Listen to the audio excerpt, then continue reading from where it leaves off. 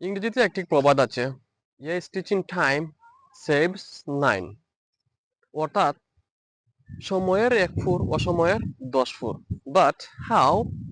ধরুন, অফিস থেকে প্রতিদিনের নিয়মে আপনাকে অ্যাসাইনমেন্ট দেওয়া হলো, সেটা পরের দিন সম্পন্ন করে অফিসে নিয়ে যাওয়ার জন্য, কিন্তু আপনি সেটা অবহেলা করে পরের দিনের জন্য রেখে দিলেন।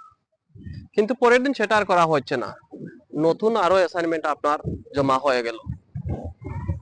এভাবে সপ্তাহ শেষে দেখবেন অনেক অ্যাসাইনমেন্ট জমা হয়ে গেছে, যার ফলে আপনার মাথা আওলাজাওলা হয়ে যাচ্ছে এবং অফিসের বস, কাস্টমার নিয়ন্ত্রণ করতে আপনি হিমশিম খাচ্ছেন।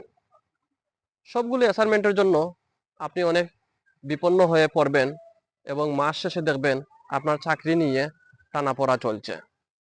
আমরা সময়ের কাজ অসময়ে করলে এর রূপ বহু রকমের আকার ধারণ করে, যা অনেক সহজ কাজ জটিল হয়ে ওঠে। সুতরাং জীবনের প্রতিটি কাজকর্ম, স্কুল কলেজ অফিস আদালত, বাস, ট্রেন, বিমান, তার নিয়ম ও গতি দ্বারাই চলতে থাকে। আমরা যদি সেই নিয়ম ও গতি দ্বারা দৌড়াতে না পারি, তাহলে জীবন দুর্বিষহ হয়ে উঠবে। Thank you.